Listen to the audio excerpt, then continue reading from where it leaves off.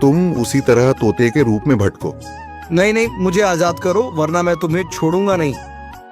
अब तुम मेरा कुछ भी नहीं बिगाड़ सकते। अब तुम जाओ यहां से और अब से ऐसे ही घूमो। अब तुम्हें पता चलेगा कि दूसरों को दर्द देने में कैसा महसूस होता है। इसके बाद वह राक्षस वहां से उड़ जाता है। मरचू और उसकी पत्नी सीता दोनों खुश हो जाते हैं। मरचू पहले की तरह काम करने लगता है। वह और उसकी पत्नी दोनों खुशी खुशी जिंदगी गुजारने लगते हैं।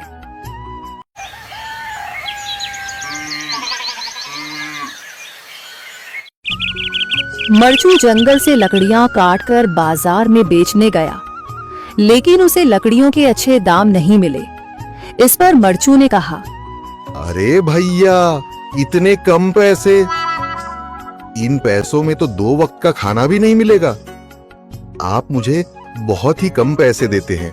मैं इतनी मेहनत से लकड़ियां काट कर आता हूँ, लेकिन उनके पैसे मुझे बहुत कम मिलते हैं। भैया, तुम्हारी लकड़ियां होती ही इतनी कमजोर हैं कि मैं इससे ज्यादा पैसे नहीं दे सकता। तुम्हारी लकड़ियों के बस इतने ही पैसे बनते हैं। अरे भैया, कुछ ज्यादा कर दो ना। वो क्या है ना कि इन पैसों का तो कुछ भी नहीं आता। मैं अपनी जिंदगी कैसे गुजारूंगा? भैया, तुम जाकर अच्छी लकड़ियां लाओ, तभी इन लकड़ियों का अच्छा दाम मिल पाएगा, वरना इन लकड़ियों का तो यही दाम है। ये सुनकर मरचू बहुत ज्यादा परेशान हो गया और पैसे लेकर किराने की दुकान से सामान खरीदकर घर आ गया। घर पहुंचते ही मरचू की पत्नी सीता ने कहा, अरे जी, सामान ले आए आप? हाँ जी, सामान ले आया हूँ। सीता के चेहरे पर खुशी छा जाती है, लेकिन जब उसने सामान देखा, जी, इसमें तो बहुत थोड़ा सामान है। हाँ सीता, मुझे पता है कि यह सामान बहुत थोड़ा है, लेकिन मैं क्या करूं? मेरे पास जितने पैसे थे, मैं उतने का ही सामान लेकर आ गया हूँ। इस तरह हमारा गुजारा कैसे हो पाएगा जी? आपको तो पता ही है कि हम कितनी मुश्किलों से गुजारा करते हैं। हाँ हाँ, मुझे पता है, लेकिन मैं कर भी क्या सकता हूँ? मेरे पास इतने पैसे ही नहीं कि हम एक अच्छी जिंदगी गुजार सकें।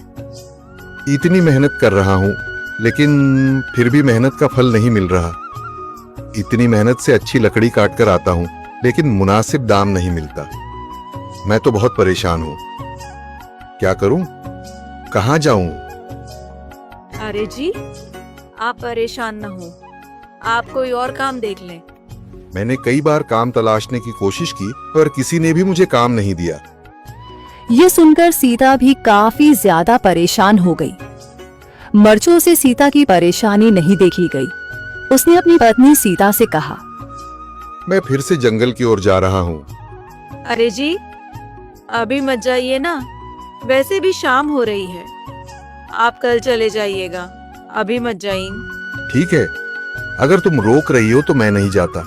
मैं कल चला जाऊंगा। इसके बाद मरचू गांव में घूमने के लिए चला गया। तभी उसे एक आदमी मिला और उसने कहा, कहाँ जा रहे हो भैया? और सुनाओ, क्या हाल चाल है? जिंदगी कैसे गुजर रही है? अरे भैया, तुम्हें तो पता है कि लकड़ियां काटकर कैसे गुजारा होता है। हाँ भैया, तुम सही कह रहे हो। और आसपास के जंगलों में अच्छी लकड़ियां भी नहीं है। इसके लिए तो जंगल के अंदर जाना पड़ेगा। पर जंगल के अंदर तो काफी सारे जंगली जानवर होंगे। मुझे बहुत डर लगता है भैया, मैं जंगल में कैसे जाऊंगा? हाँ भैया, जंगली जानवर तो होंगे, लेकिन अच्छी लकड़ियां तो वहीं से ही मिलेंगी।